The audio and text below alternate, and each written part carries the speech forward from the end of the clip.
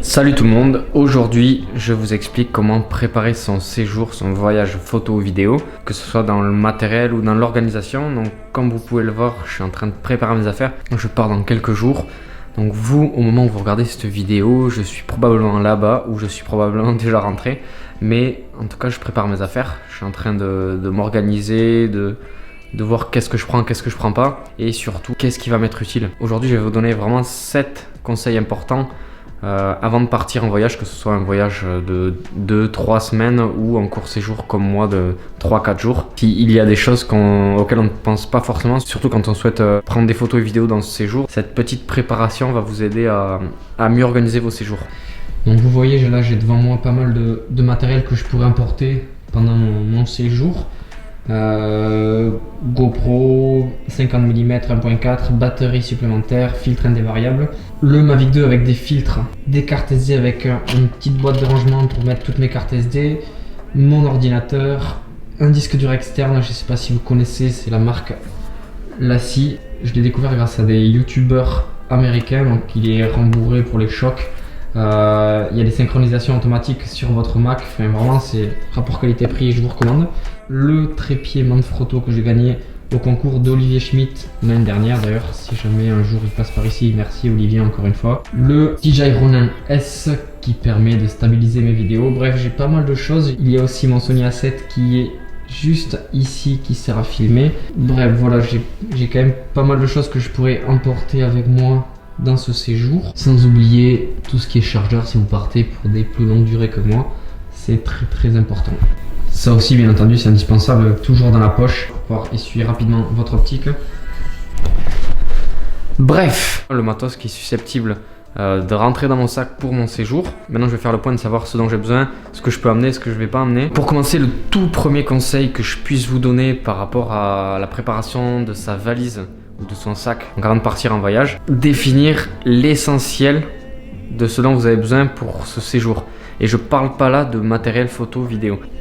Par exemple, si comme moi, vous décidez de n'emporter qu'un sac qui n'est pas très grand, qui ne permet pas beaucoup de rangement, prévoyez déjà de mettre vos habits, vos chaussures, trousse de toilette, enfin le nécessaire au voyage, ce qui est le plus important. Si jamais vous commencez à remplir le matos, à vouloir prendre tel objectif, tel accessoire, ceci, cela, et qu'au final vous avez plus de place pour rentrer votre trousse de toilette, rentrer je sais pas, vos chaussures, certains habits, vous allez galérer et au final au retour de votre voyage ça va plus rentrer, enfin bref, vous allez vous prendre la tête pour rien. Si jamais vous prévoyez un storyboard pour vos vidéos, si jamais vous prévoyez d'aller faire telle photo avec tel matériel, de faire des vidéos, des photos drone, etc., et qu'au final vous n'avez pas la place pour emporter le matériel au moment où vous faites vos affaires, vous aurez travaillé pour rien, vous aurez préparé la sortie photo, vidéo pour rien.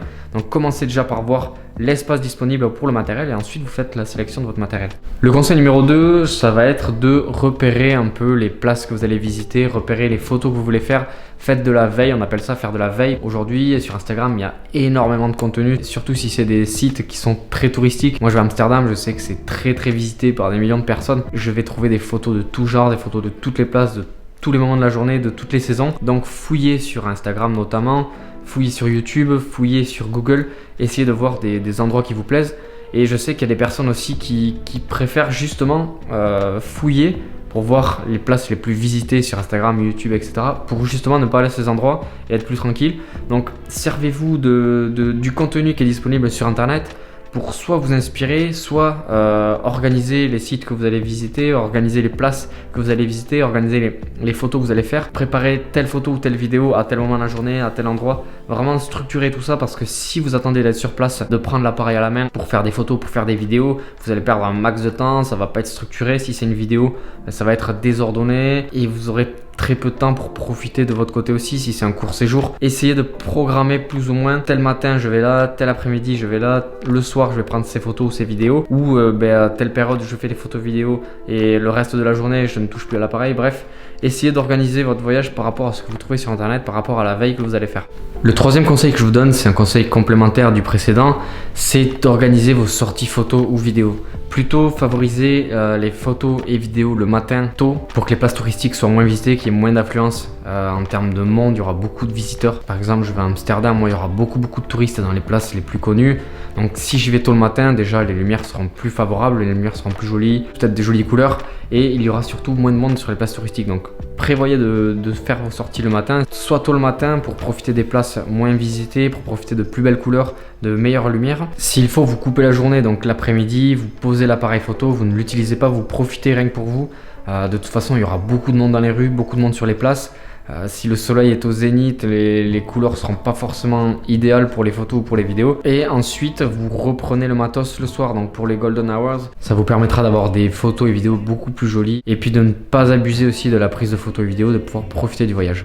Le quatrième conseil que je vous donne, c'est très important. Donc ça va dépendre des personnes qui vous accompagnent. Si vous voyagez seul, le conseil ne va pas vous apporter grand chose. Et si vous ne voyagez pas seul, sachez que vous ne devez pas imposer votre prise de photos et vidéos excessive. Si vous partez en couple, avec des amis, en famille, bref, avec des personnes qui vous accompagnent, n'abusez pas des photos, n'abusez pas des vidéos, parce que à moins que ces personnes partagent la même passion que vous et veuillent dépenser beaucoup de temps à prendre des photos et des vidéos, d'en prendre plein la vue et de remplir la carte mémoire, n'imposez pas, n'abusez pas, même si ces personnes vous diront non t'inquiète, il n'y a pas de souci, ça me fait plaisir, fais ce que tu veux, fais des photos, vidéos, on va là où tu veux. N'oubliez pas que ce voyage, si vous êtes accompagné, n'est pas que pour vous. Donc essayez de ne pas imposer trop de temps dans les photos et vidéos. C'est pour ça que c'est important aussi de prendre des photos et vidéos tôt le matin et au soir à l'arrivée des Golden Hours et du Sunset.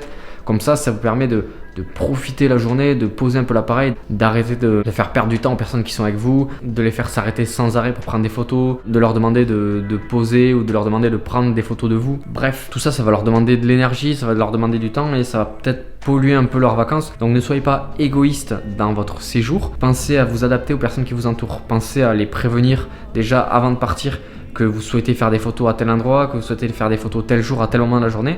Déjà qu'ils ne soient pas surpris le jour du voyage en se disant putain si j'avais su fait trop de photos, trop de posts, trop de vidéos, c'était chiant. Ne pensez pas qu'à vous c'est difficile parce que on voyage pas tout le temps et c'est souvent des endroits où on en prend plein les yeux, plein la vue et on a envie de tout photographier et prendre photos partout. C'est aussi ça quand on est passionné, mais sachez qu'on ne partage pas tous les mêmes passions. Donc avant le début du séjour, prévenez-les de vos priorités en termes de photos et de vidéos, ce que vous souhaitez vraiment faire, de ce qui est essentiel pour vous. Définissez-le dans le calendrier du séjour s'il faut, tel jour, telle heure, j'aimerais bien aller à tel endroit, faire telle photo, faire telle vidéo. Comme ça, vous n'abuserez pas et surtout, ils seront au courant, ils seront préparés à ce que à tel moment, ça va prendre un peu plus de temps pour les photos, plus de temps pour les vidéos.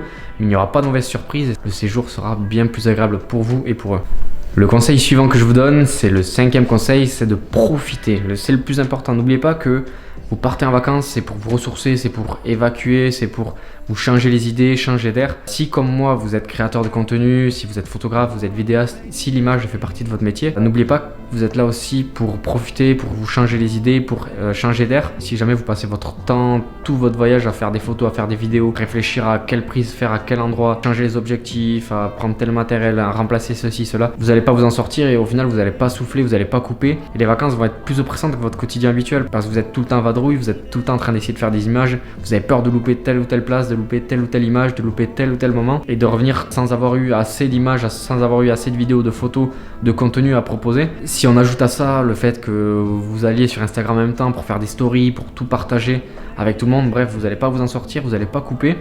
Et au final, ça va être beaucoup plus stressant que votre quotidien. Donc pensez vraiment à profiter. Vous voyez qu'au fur et à mesure que je vous donne des conseils, les conseils se suivent et il y a une logique entre chaque conseil, puisque on en revient au même point. Si jamais vous faites des photos et vidéos tôt le matin, tard le soir, vous avez toute la journée pour profiter, pour couper, pour en prendre plein les yeux. Il ne faut pas oublier non plus de regarder sans l'appareil, de profiter avec les yeux et même de profiter avec les yeux avant de prendre l'appareil. Mais là, on en vient au prochain conseil et j'enchaîne avec le conseil numéro 6 qui est de regarder avec des yeux d'enfant. Donc, essayez de vous mettre à la place d'un enfant ou de retourner en enfance pour regarder les bâtiments, regarder les places, regarder les centres historiques, regarder tout ce que vous voyez en fait avec des yeux d'enfant, comme si vous découvrez le monde. Essayez de penser à toute l'histoire qu'il y a derrière les monuments, toute l'histoire qu'il y a derrière les places, les millions, les milliards de personnes qui sont passés au même endroit que vous. Ouvrez grand les yeux, essayez de capter des détails, des émotions, tellement de choses qui peuvent être prises en compte pour faire une belle photo ou faire une belle vidéo. Et ça passe par avoir des yeux d'enfant lorsque vous voyagez, et avoir des yeux d'enfant, c'est être curieux. Les enfants, ils sont très curieux. Soyez curieux, la photographie, c'est être curieux, donc photographiez tout ce qui attire votre attention lors du voyage.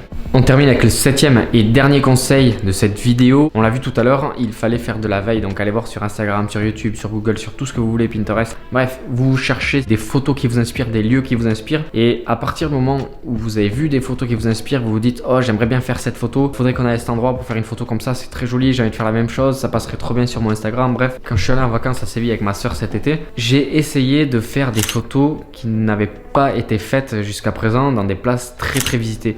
Donc maintenant que vous avez vu un grand nombre de photos inspirantes, des photos très jolies, des endroits que vous allez visiter, dites-vous, au lieu de vous dire faut que je fasse cette photo, c'est trop stylé, faut que je me mette là, faut que tu me prennes à cet endroit là, bref, ne faites pas ça et dites-vous au contraire, c'est inspirant ce qu'il a fait, c'est joli, je veux faire différent, je veux faire quelque chose qui n'a jamais été fait. Donc plus l'endroit que vous allez visiter est touristique, et plus ça va être difficile d'avoir une photo originale, mais essayez par les détails que vous allez ajouter dedans, essayez de faire une photo ou des vidéos qui n'ont jamais été faites sur place. Donc essayez d'innover, essayez de faire différent. La partie de la veille, c'est très important, mais c'est très important dans le sens où il ne faut pas faire la même chose. Au contraire, il faut s'inspirer de ce qui vous plaît et ajouter votre touche personnelle, que ce soit dans les retouches, dans la prise de vue, dans la perspective, dans le sujet qui est mis en avant, dans les détails. Bref, soyez créatifs, mais ne faites pas du copier-coller de ce qui existe déjà. Les sites touristiques aujourd'hui, c'est photographié des millions et des millions de fois avec des photos qui se ressemblent au détail près. Essayez d'être créatif, d'ajouter votre touche personnelle. C'est bien de pouvoir se challenger et se dire j'aimerais faire une photo qui n'a jamais été faite de cet endroit, j'aimerais faire une photo originale, une photo qui va marquer les esprits. Si vous faites des photos comme tout le monde, vous êtes comme tout le monde, donc essayez de vous différencier en faisant quelque chose qui n'a jamais été fait. C'est tout pour aujourd'hui, j'espère que cette vidéo vous a plu, vous a surtout aidé à préparer vos futurs voyages. J'espère que vous saurez maintenant mieux organiser vos voyages, que ce soit des courts séjours de 2-3 jours ou des plus longs séjours de 1 semaine, 2 semaines, 3 semaines, 1 mois. S'il y a des conseils que vous souhaiteriez ajouter à ceux que j'ai donnés, n'hésitez pas à le faire en commentaire. Si cette vidéo vous a plu, je vous invite à mettre un like et à vous abonner à la chaîne. Si vous activez la cloche, vous recevrez les notifications à la sortie de mes nouvelles vidéos, j'en sors une tous les dimanches. Bon, c'est pas tout, mais il faut que je continue de profiter de mon séjour à Amsterdam. Donc je vous dis à très vite pour une prochaine vidéo. Ciao tout le monde.